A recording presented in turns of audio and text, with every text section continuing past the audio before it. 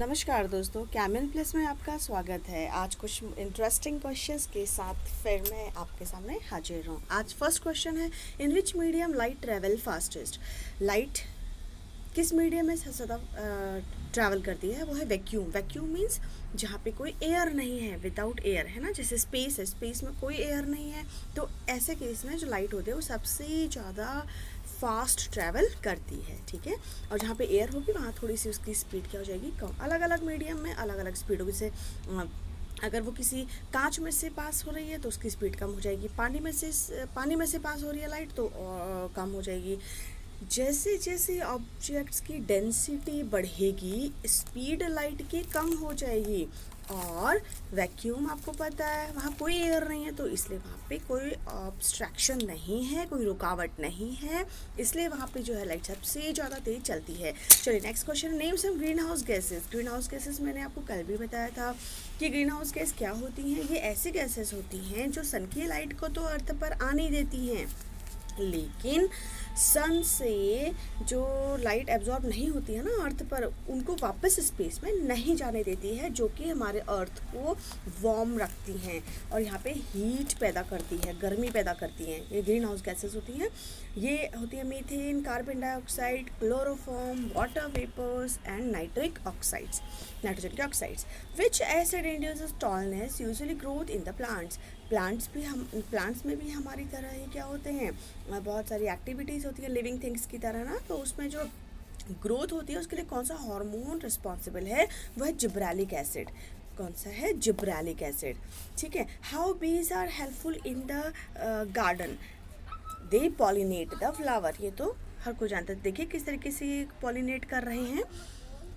Male flower में से pollen grains को फीमेल फ्लावर में ट्रांसफ़र कर रहे हैं। एक्चुअली ये इंटेंशनली ये नहीं करते हैं, बल्कि पॉलन्स इनके पैरों में, इनकी बॉडी में चिपक जाते हैं और फिर जब ये दूसरे फ्लावर पर बैठते हैं तो उसमें गिर जाते हैं या उस पर चिपक जाते हैं। तो इस तरीके से पॉलिनेशन कराते हैं और नई वैरायटी ऑफ फ्लावर्स, फ्रूट्स हमें ऑब्टेन होते हैं। तो ये हमारे लिए क्या फ़ायदेमंद है बहुत, ठीक है।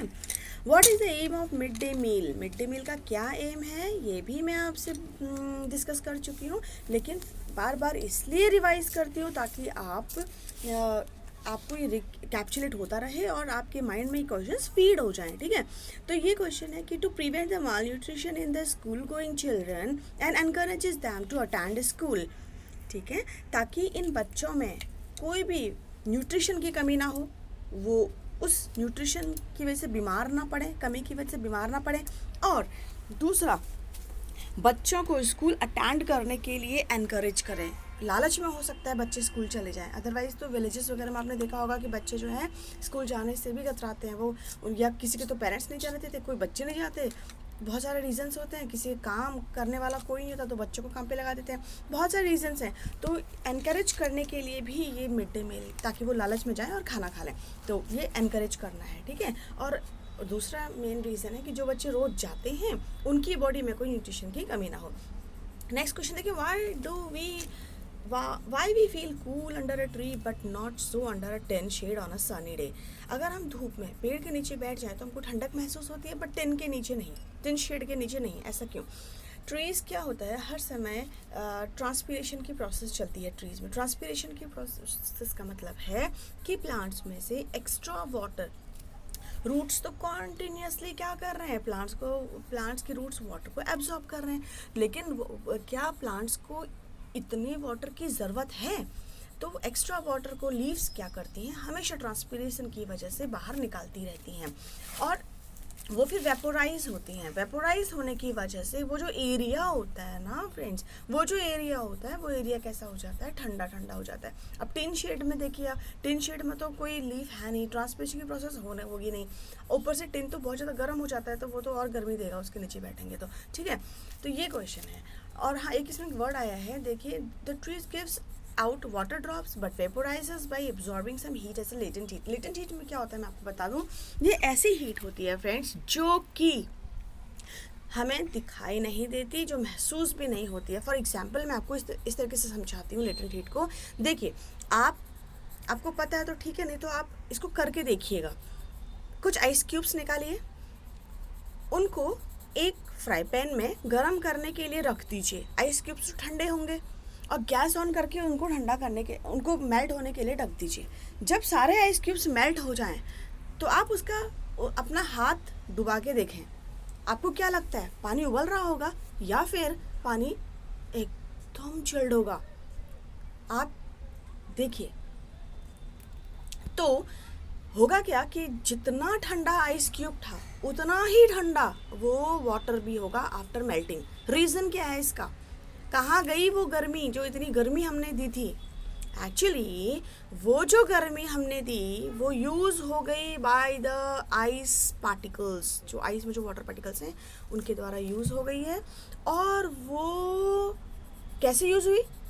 वो यूज़ हुई वाटर पार्टिकल्स के बीच में जो अट्रैक्शन था ना, बॉन्ड जो बना हुआ था, उस बॉन्ड को तोड़ने के लिए वो एनर्जी यूज़ हुई।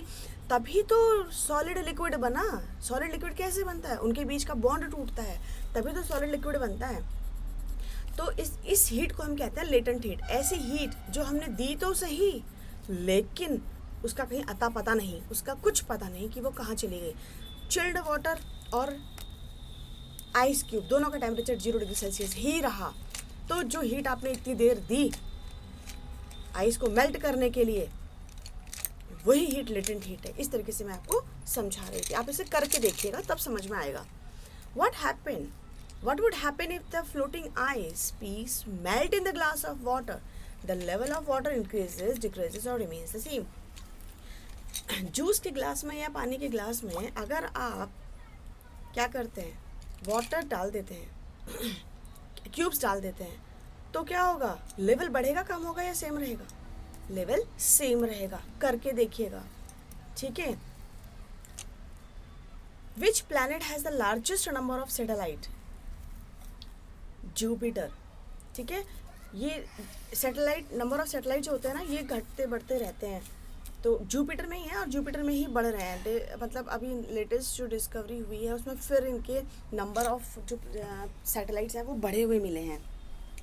आपको तो पता है कि डिस्कवरी रोज चलती रहती है, कुछ ना कुछ नया चलता ही रहता है ना।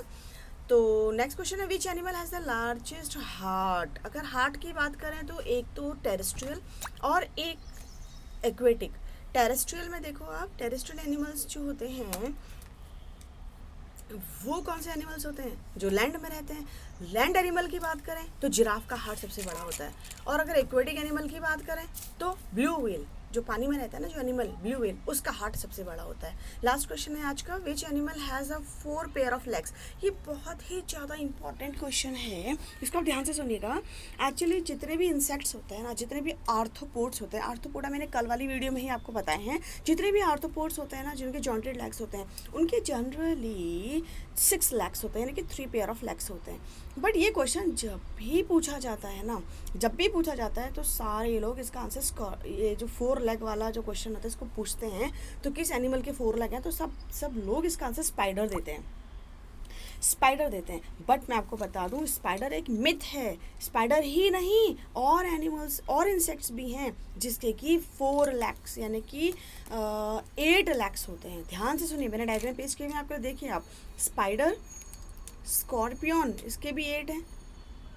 आप हार्वेस्टमैन की देखिए, इसके भी 8 हैं। और टिक्स, ये टिक्स के भी 8 हैं, ठीक है। तो इस तरीके से ये टिक्स, और ये नीचे आ गया है ना, ये नीचे आ गया, ये यहाँ पर आएगा, तो ये टिक्स हो गया, ठीक है।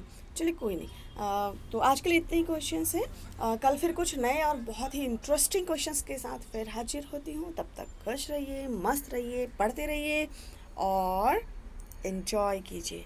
Thank you.